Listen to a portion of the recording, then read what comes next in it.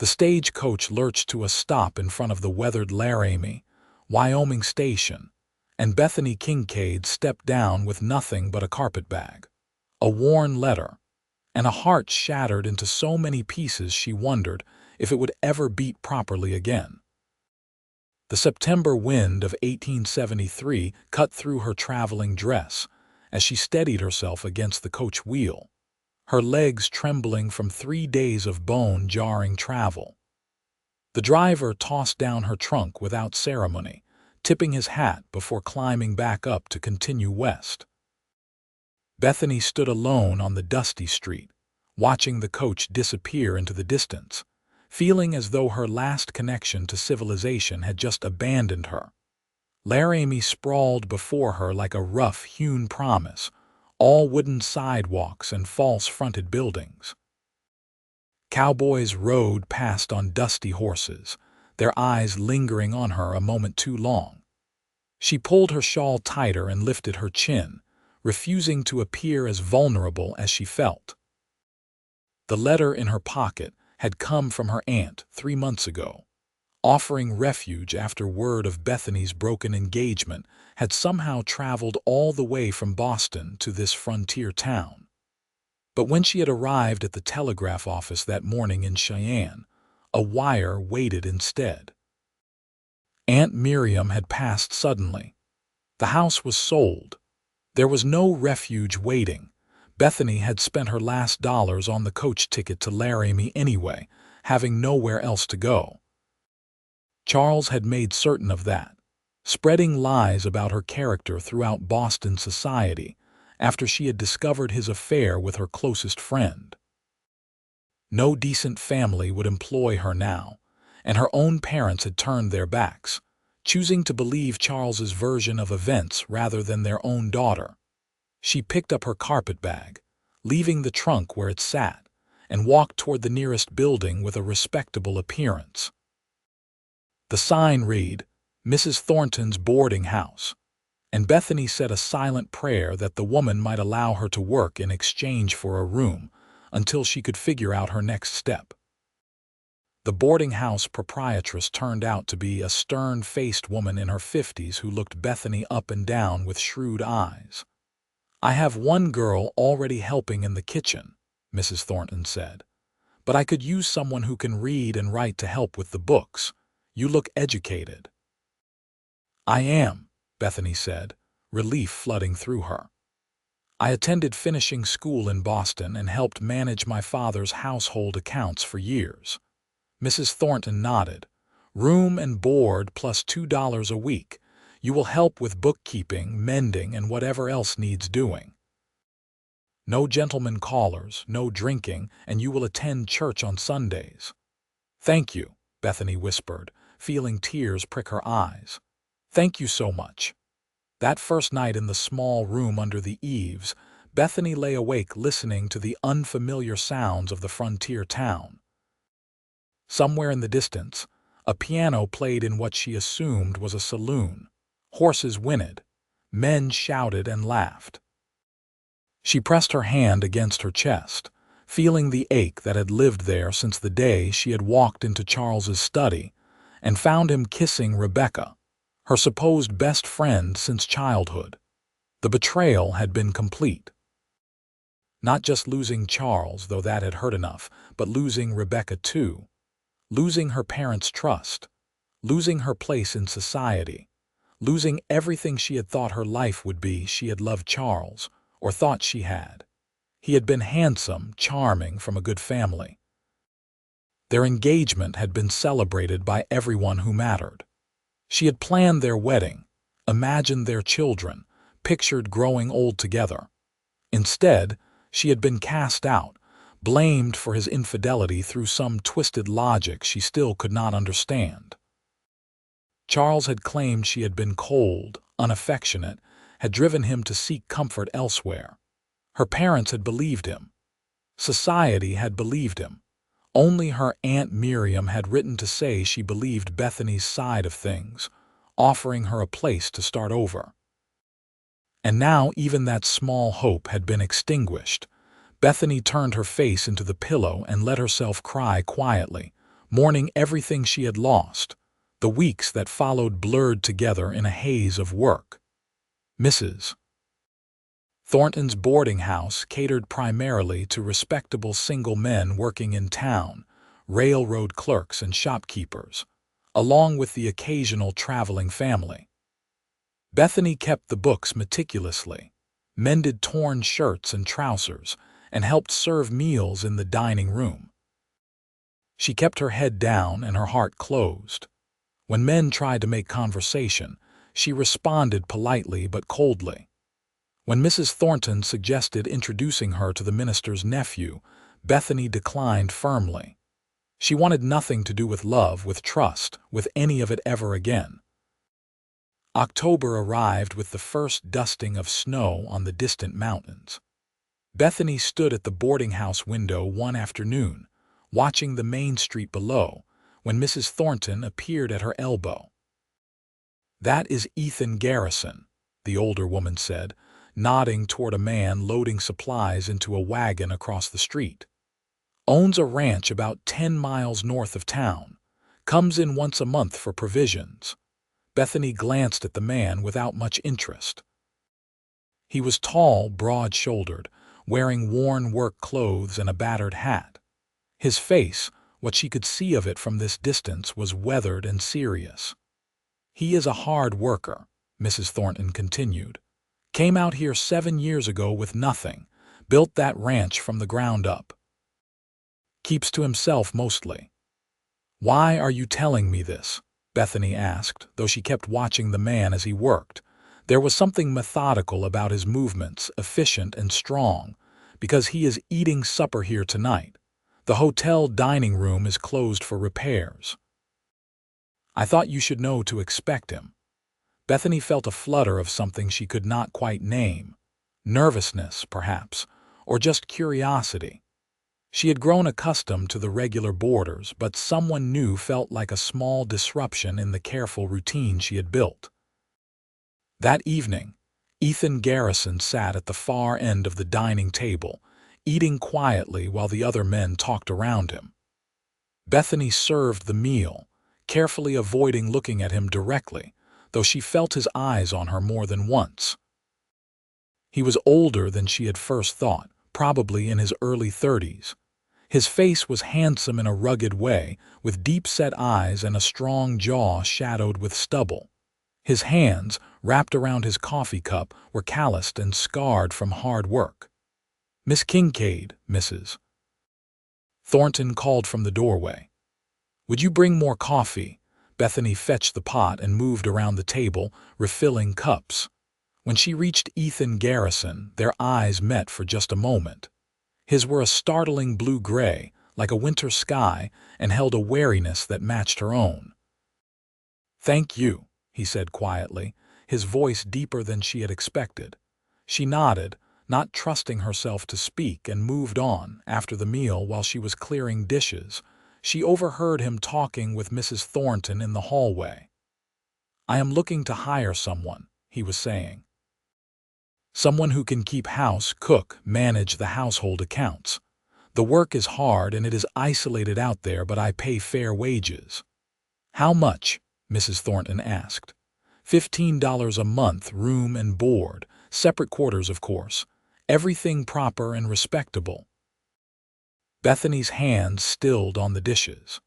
$15 a month was more than she had dreamed of earning. That kind of money could give her real independence, perhaps enough to eventually buy a small property of her own, or at least save enough to feel secure. But working alone on an isolated ranch with a man she did not know, that seemed impossibly risky. "I might know someone," Mrs. Thornton was saying. "Let me make some inquiries." That night, Mrs. Thornton knocked on Bethany's door. "The position with Mr. Garrison would be good for you," she said without preamble. "The money is excellent, and he is a respectable man. I have known him for several years now.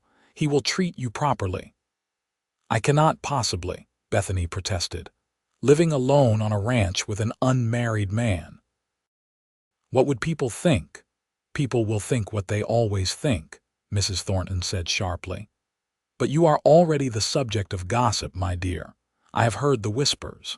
That fancy Boston accent of yours, your refusal to socialize, the fact that you arrived here with barely anything. People talk. Bethany felt her face flush with shame. I have done nothing wrong. I believe you, Mrs. Thornton said more gently. But the truth does not always matter in this world, does it? What matters is building a life for yourself despite what others think. That ranch job would give you real security. After the older woman left, Bethany sat on her bed, thinking. She had been so focused on just surviving day to day that she had not really considered her future.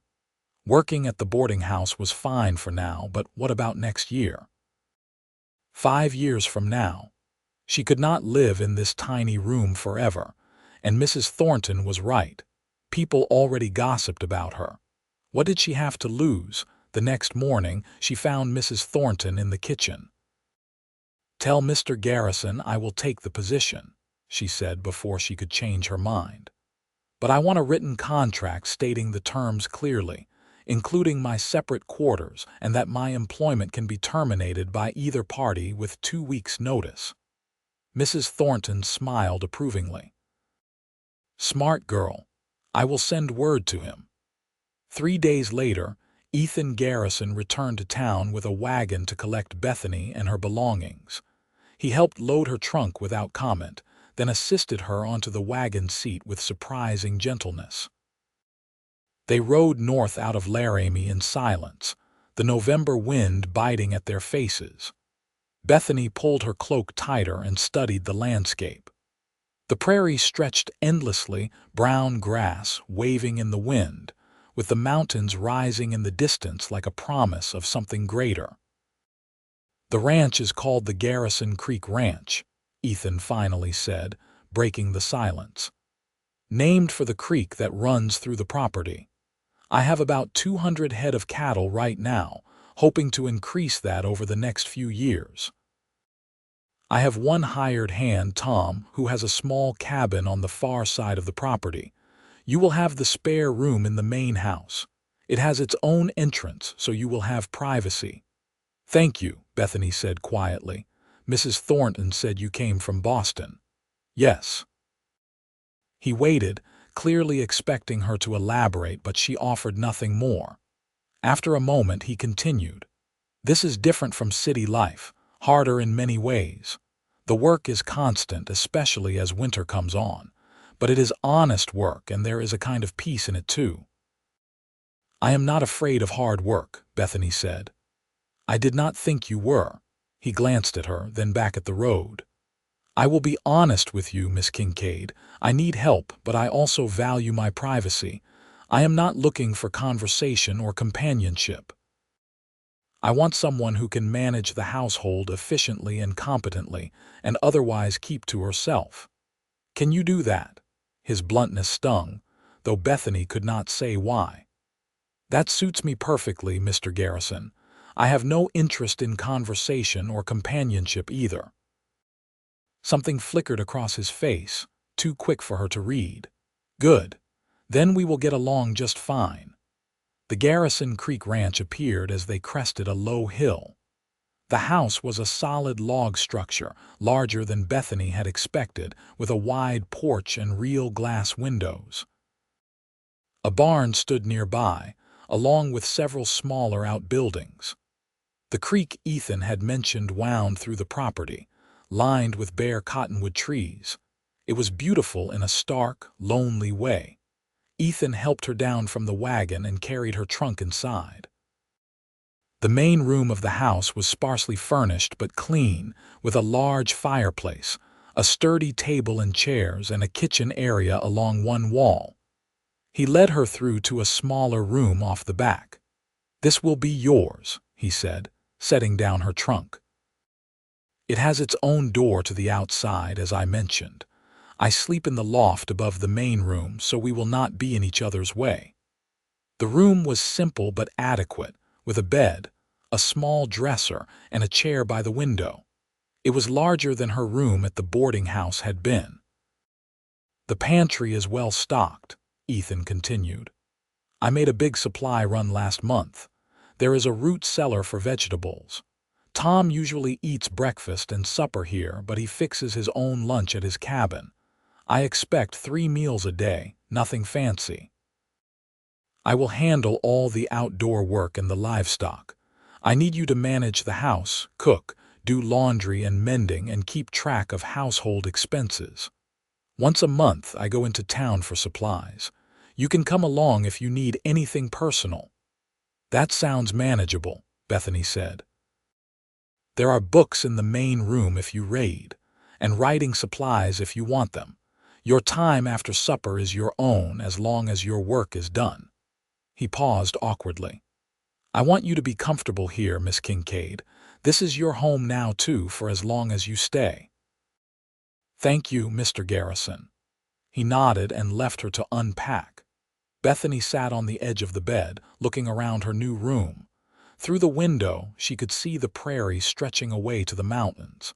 It was so quiet she could hear the wind and the distant sound of the creek. She had never felt so alone in her life. But perhaps alone was better than what she had left behind. The first weeks at the ranch established a rhythm. Bethany rose before dawn to make breakfast for Ethan, Tom, and herself. The hired hand was a weathered man in his 50s who said little but ate heartily, and always thanked her for the meal. Ethan said even less, eating quickly before heading out to work with the cattle or mend fences, or any of the 100 other tasks required to keep the ranch running. After breakfast, Bethany cleaned the house, prepared lunch, worked on mending or laundry, and then started supper. It was hard, constant work, but she found a strange comfort in it. Her hands were always busy, leaving little time for her mind to wander to painful memories. Ethan kept his word about privacy. He was polite but distant, rarely speaking beyond what was necessary. He worked from dawn until well after dark, coming in exhausted for supper and usually going straight to bed afterward. Sometimes she heard him moving around in the loft late at night, and she wondered if he slept poorly or if something troubled him. She tried not to wonder. She tried not to be curious about this serious, solitary man who had hired her. But as November turned to December and the first real snows came, Bethany found herself noticing things. The way Ethan always made sure there was plenty of firewood stacked by her door. How he fixed a loose board on her porch without being asked. The time he rode back to town because he had forgotten to buy the specific tea she had mentioned liking. Small kindnesses that he never called attention to. One evening in mid-December, a blizzard blew in without warning. The wind howled around the house, and snow fell so thickly that Bethany could not see the barn from the kitchen window. Tom had gone to town that morning and would surely stay there until the storm passed, but Ethan was out somewhere dealing with the cattle. As the hours passed and he did not return, Bethany found herself increasingly anxious. She kept going to the window, peering into the white chaos, seeing nothing. When the door finally burst open and Ethan stumbled in, covered in snow and shaking with cold, relief flooded through her so strongly it surprised her. "You should not have stayed out so long," she said, her voice sharper than she intended. "You could have frozen to death." "Had to make sure the cattle were secure," he said through chattering teeth. His lips were blue and his hands shook as he tried to remove his coat. "Here, let me help." Bethany moved to him, helping peel off the frozen outer layers. "Sit by the fire. I will heat some coffee." She made him drink 2 cups of hot coffee while she prepared a hot water bottle for his hands. As she worked, she felt his eyes on her, and when she finally looked up, their gazes locked. "You were worried," he said, and it was not quite a question. "Of course I was worried," she said defensively. "If something happened to you, I would be stranded here alone." It was a lie, and they both knew it. Her worry had not been practical. It had been something else entirely, something she was not ready to name. "Thank you for the coffee," Ethan said quietly, looking away. And for caring, even if it was just about being stranded. The gentleness in his voice made her throat tight. She turned away quickly, busying herself with supper preparations, trying to ignore the way her heart was beating too fast. Over the following weeks, something shifted between them. It was subtle, barely noticeable at first. Ethan started lingering over breakfast, asking her opinion on household matters. He began telling her about his day during supper, sharing stories about the cattle or the land or his plans for the ranch. Bethany found herself responding, offering her own observations, even laughing occasionally at something he said. She learned that he had come west after his parents died in Ohio, wanting a fresh start. That he had worked as a ranch hand for 3 years, saving every penny, before buying this land and starting his own place. That he loved the work despite its hardships, loved the independence and the connection to the land. "What about you?" he asked one evening as they sat by the fire after supper, a routine that had somehow developed. "What brought you west?" Bethany stiffened. "I needed a change from Boston." Yes, he waited, but when she said nothing more, he did not push. "We all have things we would rather leave behind," he said instead.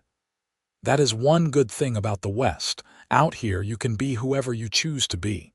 "Can you?" Bethany asked bitterly. "Or do the things that happened follow you anyway?" "They follow," Ethan admitted.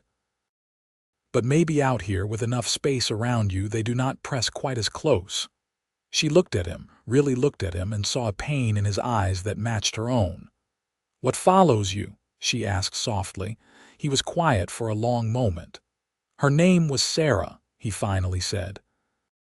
"We were engaged, planning to be married as soon as I saved enough to buy land. But she got tired of waiting, decided she would rather marry a man who already had money, who could give her nice things right away." He stared into the fire. "She married my brother." "Oh, Ethan," Bethany breathed. "It was 5 years ago. They are still married, living on the family farm in Ohio. My brother writes sometimes, trying to make amends. I never write back." He looked at her. "So yes, things follow you, but at least out here I do not have to see them every day." "I understand," Bethany said. And she did, more than he knew. "Would you tell me," he asked gently, "what you are running from?" She wanted to. The urge to unburden herself, to share the weight of her pain with someone who might actually understand, was overwhelming. But the words stuck in her throat, trapped behind walls she had built to protect herself. "Not yet," she whispered. "I am sorry, but not yet." "That is all right," Ethan said. "When you are ready, if you are ever ready, I will listen." Christmas approached, and Bethany worked to make the house festive despite their isolation. She baked special breads and cookies, using precious sugar and spices. She cut pine boughs and arranged them on the mantel. On Christmas Eve, she presented Ethan with a new shirt she had sewn from fabric she had purchased on their last trip to town, carefully measuring one of his old shirts to get the size right. He stared at the gift as though he had never received one before. "You made this for me." "It is just a shirt," she said, embarrassed by his reaction. "Yours are all so worn." "Thank you," he said quietly. Then he handed her a small wrapped package. "This is for you." Inside was a beautiful shawl, soft wool dyed a deep blue. It must have cost him dearly. "Ethan, this is too much." "I noticed you were cold sometimes," he said. "And blue is your color. It matches your eyes." He had noticed her eyes. The thought made her feel warm in a way that had nothing to do with the fire. That night, lying in her bed with the new shawl wrapped around her, Bethany acknowledged what she had been trying to deny for weeks. She was developing feelings for Ethan Garrison. Despite her best intentions, despite all her promises to herself that she would never trust a man again, he was working his way into her heart. It terrified her. The long winter months passed slowly. January brought fierce cold and more snow. February was bitter and seemed endless. But inside the ranch house, something was growing warmer. Ethan and Bethany talked more, shared more. He taught her to play chess using a set carved from wood. She read aloud to him in the evenings from his small collection of books. When Tom caught a bad cold, they worked together to nurse him through it, and Bethany saw the gentleness in Ethan, the way he cared for those he considered his responsibility. But there were boundaries neither of them crossed. They did not touch beyond the occasional accidental brush of hands. They did not speak of feelings. They maintained the pretense that she was simply his employee, that he was simply her employer, that nothing else was happening between them. Until the night in March when Bethany woke from a nightmare, screaming. She was tangled in her blankets, sobbing, the dream still vivid. Charles and Rebecca laughing at her, her parents turning away, being completely alone in a hostile world. Her door burst open and Ethan was there, wearing only his long underwear, his hair mussed from sleep. "Bethany, what is wrong? Are you hurt?" It was the first time he had used her given name. "I am sorry," she gasped, trying to control her tears. "I had a bad dream. I am fine." "You are not fine." He crossed the room and sat on the edge of her bed, his face creased with concern. "You are shaking. Please, just go." "I am embarrassed enough already." "There is nothing to be embarrassed about." His hand hovered near her shoulder as though he wanted to comfort her but was not sure if he should. "Bethany, talk to me. What happened to you? Why did you really come west?" And finally, the walls crumbled. The whole story poured out of her. Charles and the engagement, finding him with Rebecca, the lies he had spread, her parents' betrayal, being cast out of society, coming west with nowhere else to go. "They all believed him," she finished, her voice breaking. "My own parents chose to believe that I had driven him to infidelity rather than believe their daughter. And Rebecca, she had been my friend since we were children. How could she do that to me? How could he?" "Because they are selfish people with no honor," Ethan said fiercely. "None of that was your fault, Bethany. You did nothing wrong." "Then why did it happen to me? Why did everyone abandon me?" "I do not know," he said softly. "I do not know why people betray those who love them. I do not know why the world works the way it does, but I know this. You are one of the strongest, bravest people I have ever met. Coming out here alone, starting over with nothing, working so hard, you did not let them break you." "I feel broken," she whispered. "You are not."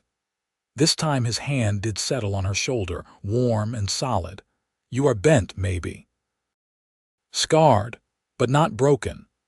She looked up at him, this man who had become so important to her, and saw her own pain reflected in his eyes. "Neither are you," she said. "Maybe we are both just cracked," he said with a slight smile. "But maybe cracked things can still hold water." She laughed, a small watery sound, and he smiled wider. Then, seeming to realize how intimate their position was, him sitting on her bed in his underwear with his hand on her shoulder, he stood quickly. "Try to sleep," he said. "You are safe here, I promise you that." After he left, Bethany lay in the darkness, feeling lighter than she had in months. She had told someone the truth and he had believed her. He had not blamed her or judged her. He had simply listened and offered comfort. It was more than anyone else had ever done. Spring arrived slowly, reluctantly in Wyoming. The snow melted gradually, revealing brown grass that would eventually turn green. The creeks swelled with runoff. Calving season began, which meant even longer hours for Ethan and Tom. Bethany threw herself into spring cleaning, scrubbing the house from top to bottom, airing out blankets and washing curtains. She planted a kitchen garden near the house, putting in seeds for vegetables and herbs. Ethan often found excuses to come check on her while she worked in the garden. He would stand at the fence, ostensibly discussing household matters, but really they both knew, just wanting to be near her. One warm April afternoon, He helped her haul water for the garden. They worked in comfortable silence, falling into an easy rhythm. When they finished, Bethany straightened, pushing hair back from her face, and caught him looking at her with an expression that made her breath catch. "What?" she asked. "You have dirt on your nose," he said, but he did not look away. "Do I?" She tried to wipe it off, but he stopped her. "Let me." He reached out and gently brushed the dirt away with his thumb. His hand lingered on her face, and suddenly the air between them felt charged with electricity. "Ethan," she breathed. "I know I should not," he said roughly. "You work for me, it would not be proper. But Bethany, I cannot help how I feel about you." "How do you feel?" Her heart was pounding so hard she was sure he could hear it. "Like you are the son that this ranch has been missing. Like I wake up every morning grateful that you are here. Like I want to spend every day for the rest of my life making you smile." He cupped her face in both hands. "I am falling in love with you. I think I have been since the day you arrived, though I fought it for so long." "I am afraid," she whispered.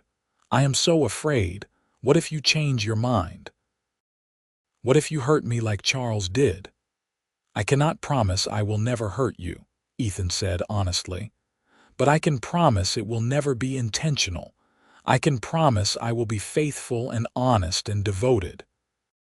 I can promise to spend every day trying to prove that love can be kind, that it does not have to mean pain and betrayal." Tears spilled down her cheeks. "I am falling in love with you too. I have been trying so hard not to, but I cannot help it." "Then do not help it," he said. "Let yourself fall. I will catch you." He kissed her then, soft and gentle, asking rather than demanding. Bethany melted into him, letting herself finally feel the emotions she had been suppressing for months. The kiss was sweet and tentative, both of them afraid of breaking the fragile thing growing between them. When they pulled apart, Ethan rested his forehead against hers. "I want to court you properly," he said. "I want to do this right. No secrets, no rushing. I want you to feel safe with me." "I do feel safe with you," Bethany said. "That is what scares me. I never thought I would feel safe with anyone again." Over the following weeks, Ethan courted Bethany with the same methodical patience he brought to everything else. He picked wildflowers for her. He took her on evening walks along the creek. He told her stories about his childhood, his dreams for the future, his fears and hopes. She reciprocated, opening up more and more, sharing memories both painful and sweet. She told him about growing up in Boston, about the mother who had loved music and taught Bethany to play piano, about the father whose approval she had always sought but rarely received. "I think that is why Charles's betrayal hurt so much," she admitted one evening as they sat on the porch watching the sunset. "I had spent my whole life trying to be good enough, trying to earn love, and when I thought I had finally found it, it was just another lie." "Love is not something you earn," Ethan said, taking her hand. "It is something freely given. If someone makes you work for it, prove yourself worthy of it, then it is not real love." "I am learning that," Bethany said. "You are teaching me that."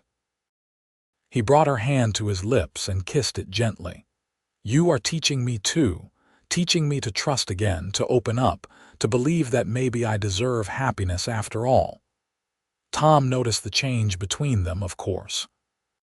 He said nothing, but he started finding more reasons to eat his meals at his own cabin, giving them privacy. When Ethan mentioned this to Bethany, she smiled. "He is a good man," she said. "He wants us to be happy. Are you?" Ethan asked. "Happy, I am," Bethany said wonderingly. "I actually am. I did not think I could be, but I am." In June, Ethan asked her to marry him. They were by the creek where he had brought her for a picnic lunch.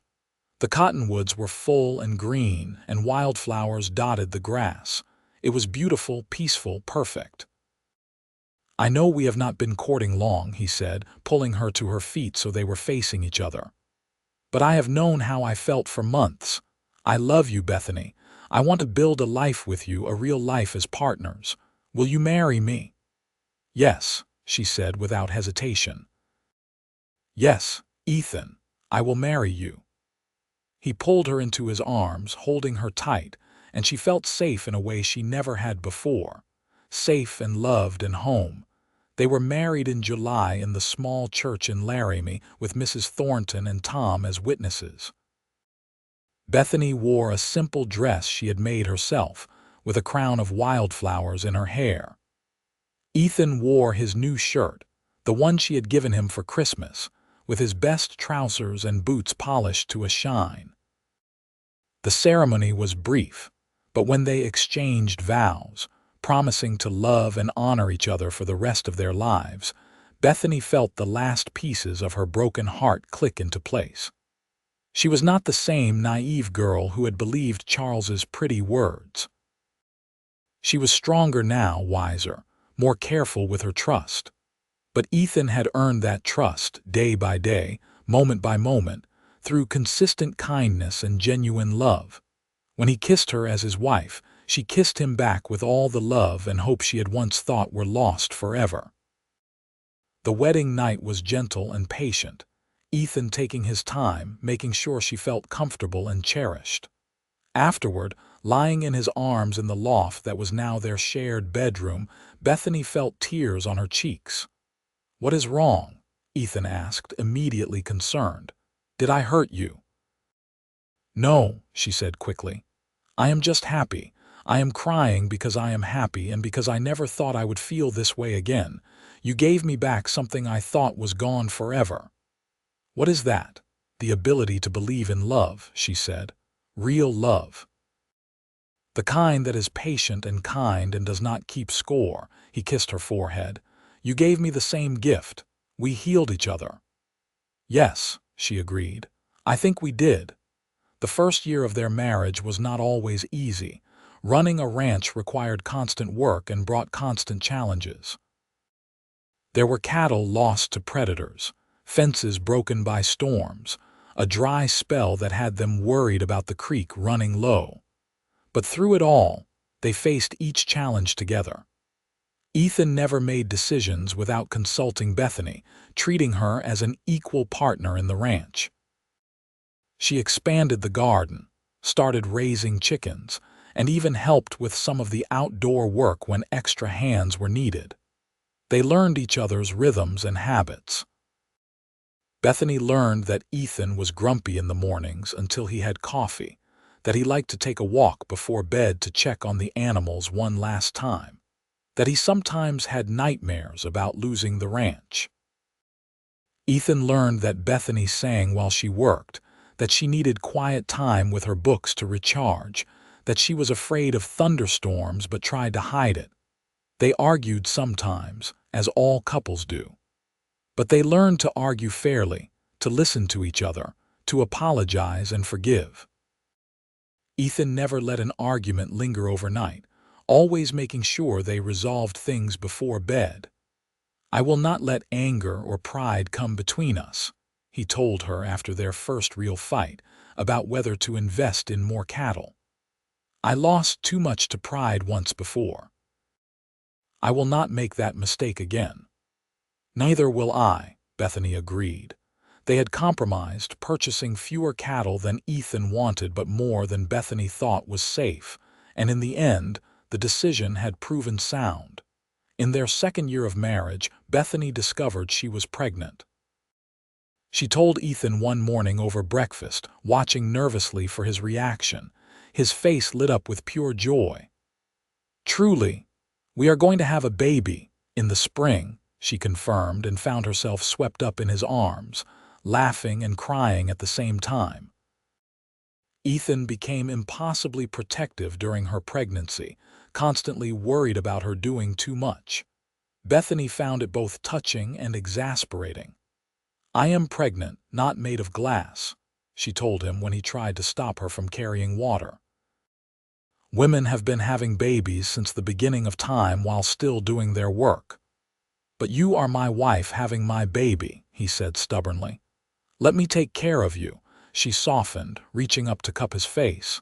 You do take care of me, every single day. But I also need to feel useful and capable. Can we find a balance? They did, with Ethan taking on more of the heavy work, but allowing Bethany to continue with most of her regular tasks. As her belly grew, he would sit with her in the evenings, his hand resting on the swell, marveling when he felt the baby kick. "I cannot believe there is a whole person in there," he said wonderingly. "A person that is part you and part me." "Are you hoping for a boy or a girl?" Bethany asked. "I do not care," he said honestly. "As long as you and the baby are healthy, that is all that matters." The baby arrived on a warm day in April after a long, difficult labor that left Ethan pacing and worried. The doctor had come from town, along with Mrs. Thornton to assist, and they both had to keep reassuring Ethan that everything was normal and progressing as it should. When he finally heard the baby's cry, he nearly collapsed with relief. Mrs. Thornton emerged from the bedroom, smiling. "You have a son," she announced. "A healthy boy. And your wife is tired but well." Ethan rushed in to find Bethany propped up in bed, sweaty and exhausted but glowing, holding a tiny bundle wrapped in a blanket. She looked up at him with such love that he felt his throat tighten. "Meet your son," she said softly. He sat carefully on the edge of the bed, looking down at the tiny red face peeking out from the blanket. The baby had a shock of dark hair and was making little snuffling sounds.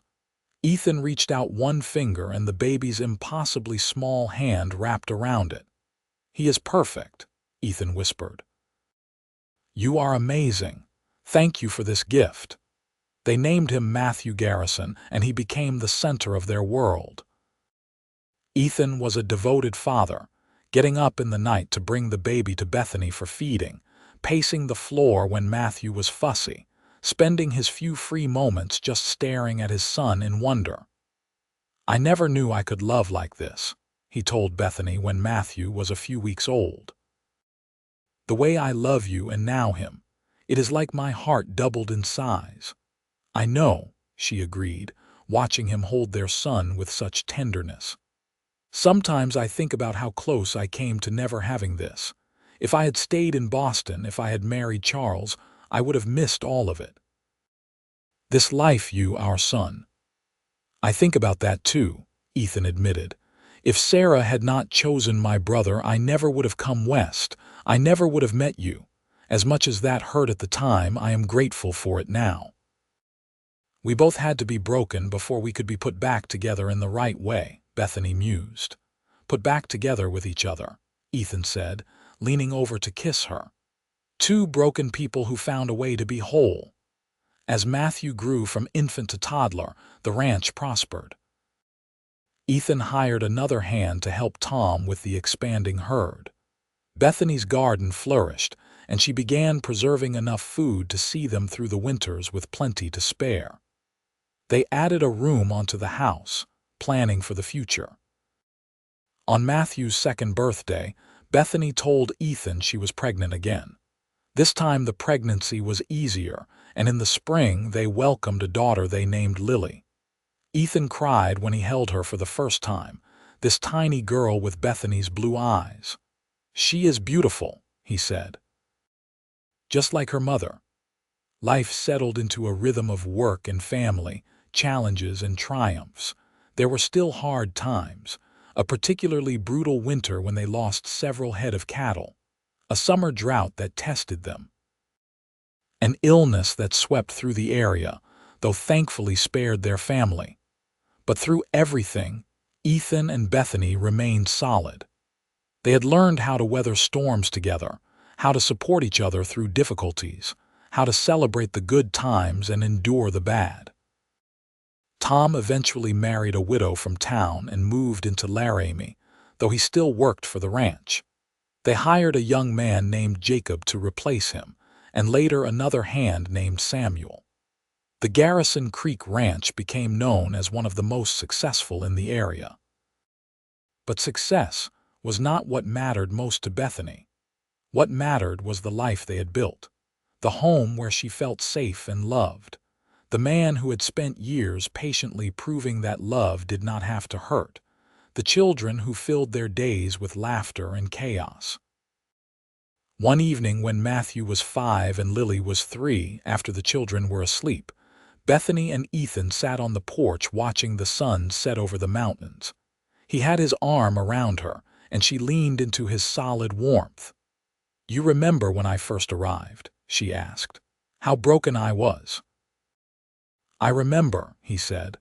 "I remember thinking you were the saddest person I had ever seen." "You were pretty sad yourself," she teased gently. "I was," he admitted. "I had built this ranch, achieved everything I had set out to do, but I was lonely. I did not realize how lonely until you arrived and slowly filled up all the empty spaces." "You did the same for me," Bethany said. "You took all the broken pieces of my heart and carefully, patiently helped me put them back together." "We put them back together," he corrected. "Both our hearts." She turned to look at him, this man who had become her whole world. "I love you, Ethan Garrison. Thank you for not giving up on me, even when I was determined not to love anyone ever again." "I love you too," he said, kissing her softly. "Thank you for taking a chance on a lonely rancher who did not know what he was missing." "Do you ever wonder what would have happened if we had never met?" Bethany asked. "Sometimes," Ethan said. "I think I would have continued existing but not really living. Going through the motions but never feeling truly happy."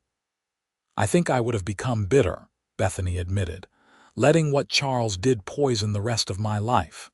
"Instead, we found each other," Ethan said. "Two people who understood pain and betrayal, who could help each other heal."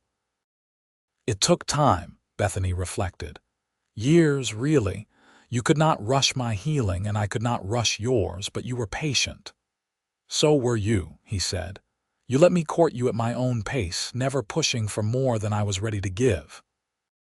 They sat in comfortable silence, watching the stars begin to emerge. From inside, they heard Matthew call out in his sleep and Lily make a small sound.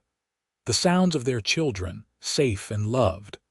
"I am grateful," Bethany said quietly, "for all of it. Even the painful parts, because they led me here." "I am grateful too," Ethan said. "Every single day." The years continued to pass, bringing more children. Another son, John, born when Matthew was 7. Then, to their surprise, twins, a boy and girl they named Samuel and Rose, arriving when Bethany was 38 and they had thought they were done having children. The house expanded again to accommodate their growing family. Matthew showed an aptitude for ranching and worked alongside his father as soon as he was old enough. Lily was quieter, preferring books and drawing, reminding Bethany of herself at that age. John had his father's patience with animals. The twins, still young, were wild and rambunctious, keeping everyone on their toes. Ethan thrived as a father, patient and kind but firm when needed. He taught his sons to work hard and treat others with respect. He taught his daughters that they were just as capable as any boy and could do anything they set their minds to. Bethany watched him with their children and felt her heart overflow with love. This was the man she had been afraid to trust, the one she had tried so hard not to love. And he had proven, day after day, year after year, that her trust was well placed. They received news from back east occasionally. Mrs. Thornton sometimes passed along gossip she had heard. Charles had left Rebecca after a few years, chasing after some other woman, and Rebecca had returned to her parents in disgrace. Bethany felt a pang of sympathy for her former friend, understanding now how easily Charles manipulated and discarded people. Her parents had both passed, her father first and then her mother 2 years later. They had never reached out, never tried to make amends. That hurt, a dull ache that never quite went away, but Bethany had made peace with it. She had created her own family, people who loved her unconditionally. On their 10th wedding anniversary, Ethan surprised Bethany with a piano. He had saved for months, coordinating with Tom and several other men to get it shipped from Cheyenne and hauled out to the ranch without her knowing. When she saw it in the main room, she burst into tears. "I know you have not played since you left Boston," Ethan said, "but I thought maybe you would like to again, and the children should learn." Bethany sat down at the keys, her fingers trembling as they found familiar positions. She played a simple melody, rusty at first but gaining confidence. The music filled the house, and she felt something long dormant awaken inside her. "Thank you," she whispered when she finished. "Thank you for remembering, for caring about the things that matter to me." "Everything about you matters to me," Ethan said. Over the following years, the sound of piano music became a regular part of their evenings. Bethany taught all the children to play, and she rediscovered her love of music. Sometimes Ethan would stand in the doorway, listening to her play, with such a look of contentment on his face that she knew he felt the same way she did. They had built something beautiful together. The town of Laramie grew and changed around them. The railroad brought more people, more businesses. The wild frontier days gradually gave way to something more settled and civilized. But the Garrison Creek Ranch remained a constant, a place of hard work and family and love.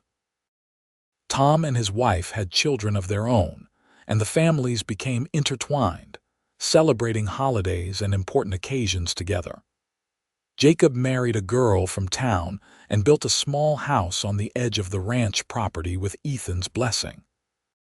Samuel, their hired hand, eventually moved on to start his own small ranch south of Laramie. Matthew, grown into a man at 20, took over more and more of the daily ranch operations, allowing Ethan to slow down a bit. He had married a sweet girl named Anna, and they were expecting their first child, which would make Ethan and Bethany grandparents. "Grandparents," Bethany said wonderingly one night. "How did we get old enough to be grandparents? We are not old," Ethan protested. "I am not even 50 yet." "You are 48, she laughed. "That is close enough, and I am 42. We are middle-aged at the very least." "Middle-aged and content," Ethan said, pulling her close. "I would not change a single thing about our life." "Neither would I," Bethany agreed. Their first grandchild, a boy named Ethan after his grandfather, arrived in the spring. Holding him, Bethany was transported back to the day Matthew was born, to the beginning of their family. She looked at Ethan holding his grandson and saw tears in his eyes. "What are you thinking?" she asked softly. "I am thinking about how scared I was when Matthew was born," he said. "Afraid I would not be a good father, that I would fail somehow, and now look at him. He grew up to be a better man than I could have hoped for, and he is starting his own family." "You were an excellent father," Bethany said firmly. "You still are, and you will be a wonderful grandfather." And he was.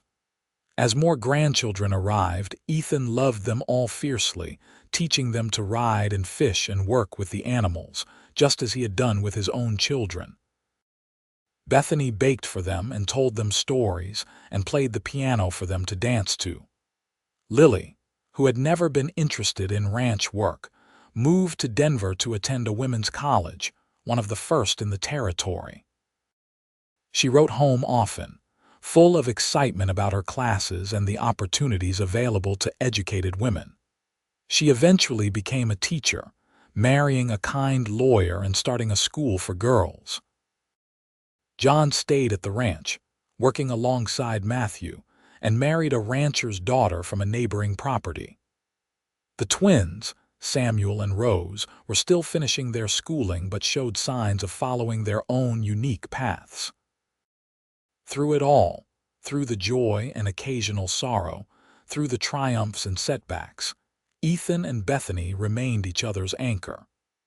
Their love had deepened over the years, mellowing from the intense passion of early marriage into something more profound. They could communicate with a look, finish each other's sentences, anticipate each other's needs. On their 20th anniversary, they took a rare trip alone, leaving the ranch in Matthew's capable hands. They traveled to Cheyenne, stayed in a nice hotel, ate in restaurants, and walked through shops hand in hand like the young courting couple they had once been. "You remember our wedding?" Bethany asked as they strolled through the town square. "Of course," Ethan said. "You wore wildflowers in your hair and looked more beautiful than I had ever seen you." "I was so nervous," she admitted. "Not about marrying you, but about whether I could really trust in happiness again, whether this was real or if it would somehow be taken away. And now I know it is real," she said.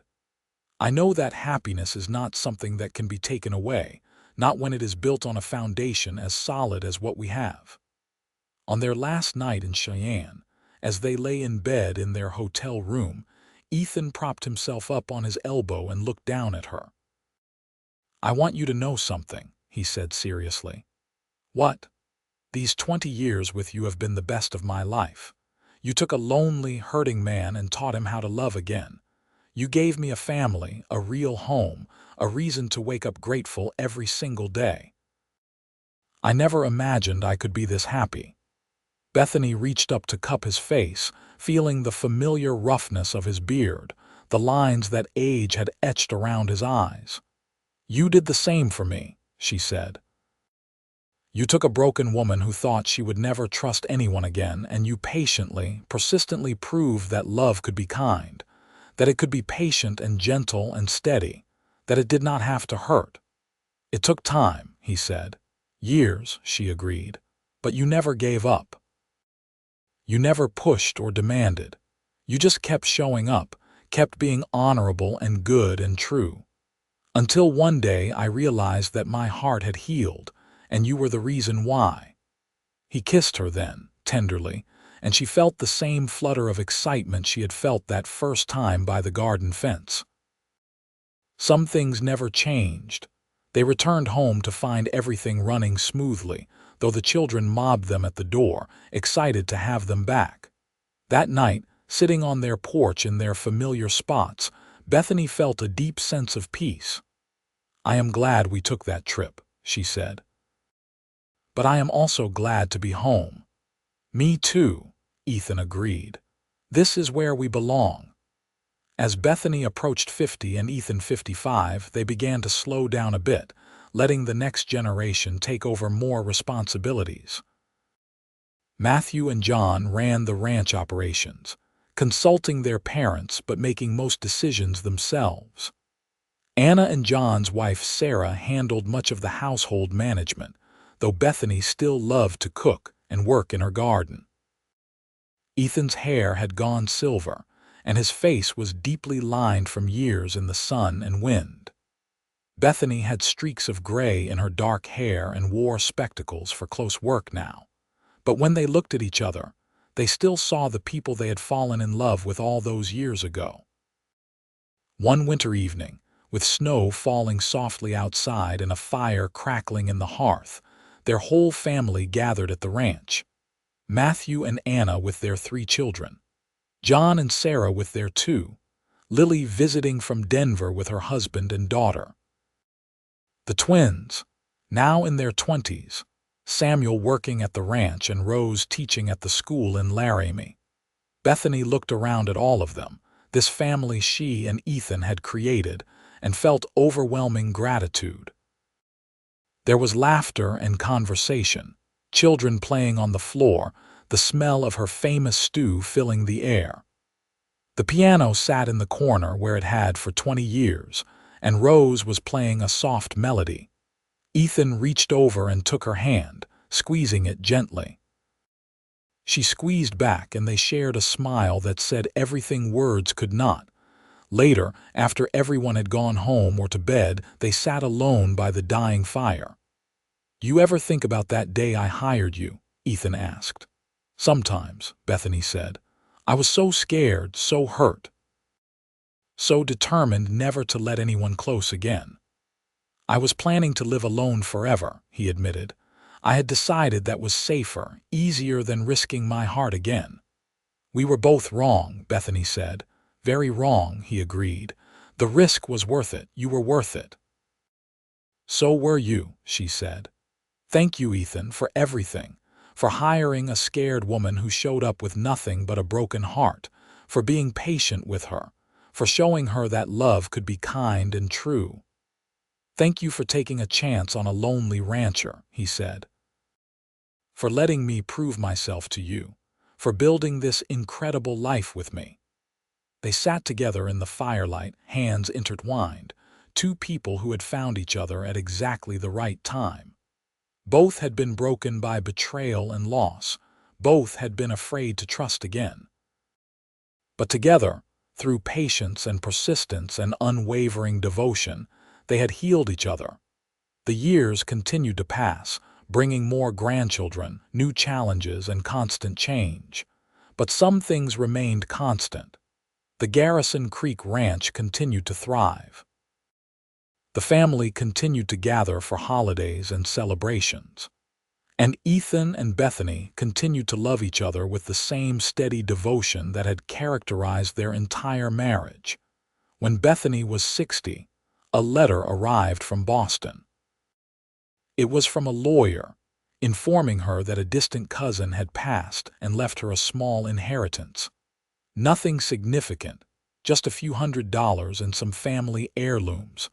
Among the items was a photograph of her parents, taken late in their lives. She stared at it for a long time, feeling a complicated mixture of sadness and forgiveness. They had wronged her badly, choosing to believe lies rather than trust their own daughter. But they were gone now, and holding on to anger served no purpose. "Are you all right?" Ethan asked, finding her with the photograph. "I think so," she said. "It is strange. I spent so many years hurt by what they did, but now, looking at this, I mostly just feel sad that they missed out on knowing their grandchildren." "That was their loss," Ethan said firmly. "A terrible loss." "Yes," Bethany agreed. "Their loss was your gain, though. If they had not turned me away, I never would have come west, never would have found you. Then I am grateful for every circumstance, painful or not, that brought you to me," he said. She set the photograph aside and turned to him. "Do you know what I realized? Charles and Rebecca, my parents, all of them, they thought they were destroying me when they cast me out. But really, they were freeing me to find my true home, to find you. Everything we went through prepared us for each other," Ethan said. "The pain made us appreciate the joy that much more." As they entered their 60s and then 70s, Bethany and Ethan settled into the comfortable rhythm of old age. They spent their days in simple pleasures, tending the garden, playing with great-grandchildren who now filled the ranch, reading together in the evenings, taking slow walks along the creek where Ethan had proposed so many years ago. Their health remained good, though Ethan's joints ached in cold weather and Bethany tired more easily than she once had. But they took care of each other, as they always had, anticipating needs and offering support without being asked. On their 40th wedding anniversary, the entire family gathered for a celebration. The house overflowed with children, grandchildren, and great-grandchildren. Matthew gave a speech about his parents' enduring love, and there was not a dry eye in the room. 40 years ago, Matthew said, my father took a chance on a woman who arrived here with nothing but a broken heart, and my mother took a chance on a lonely rancher who had given up on love. Together, they built not just this ranch, but a family founded on patience, kindness, and unwavering devotion. They taught us all what real love looks like. That night, exhausted but happy, Bethany and Ethan lay in bed together. 40 years, Bethany marveled. It seems impossible and yet also like no time at all. I would do it all again, Ethan said. Every moment, even the difficult ones. Me too, she said, nestling into his side the way she had for 4 decades. You kept your promise, you know. The one you made when you first told me you loved me. What promise was that? You said you would spend every day proving that love could be kind, she said. And you have. Every single day you have shown me kindness and patience and genuine love. You healed my broken heart. You healed mine too, he said softly. We healed each other. They lived into their 80s, blessed with health and happiness longer than many people got. They saw the old century end and the new one begin, witnessed the territory become a state, watched the world change in ways they never could have imagined when they were young. But through all the changes, their love remained constant. Ethan passed first, peacefully in his sleep at 83. Bethany woke that morning to find him still beside her, his face relaxed and peaceful. She held his hand and cried, mourning the loss of her partner, her best friend, the man who had shown her that love did not have to hurt. The family gathered for the funeral, and Bethany was surrounded by the living legacy of their love. Children, grandchildren, great-grandchildren, and even a few great-great-grandchildren. The ranch would continue. The family would go on. Everything they had built together would endure. Bethany lived 2 more years, spending her days telling stories to the youngest generation, playing the piano Ethan had given her so long ago, tending her garden. She missed him terribly but found comfort in memories and in the family they had created. On a warm spring morning, much like the morning they had married, Bethany died quietly in her sleep. She was 85 years old. The family buried her next to Ethan on a hill overlooking the ranch, with a view of the creek and the mountains beyond. Their shared headstone read, Ethan and Bethany Garrison, 2 broken hearts that became one. The Garrison Creek Ranch continued to thrive for generations, passing from parents to children to grandchildren, each generation adding their own story to the legacy. But at the heart of it all was the love story of the lonely rancher and the woman who arrived with a broken heart. It was a story told and retold, of how patience and kindness and unwavering devotion had healed 2 wounded souls, of how they had proven, through years of steady commitment, that love could be kind, that trust could be rebuilt, that broken things could be made whole again. It was a story of the Wild West, of hard work and harsh conditions and the courage it took to build a life from nothing. But more than that, it was a love story. A true love story, the kind that endures beyond a single lifetime, living on in the hearts and memories of all those who came after. And on quiet evenings at the ranch, when the wind whispered through the cottonwoods, and the creek sang its eternal song, some swore they could still feel the presence of Ethan and Bethany, walking hand in hand along the paths they had walked together for so many years, their love story continuing even beyond death, a testament to the healing power of patient, kind, steadfast love.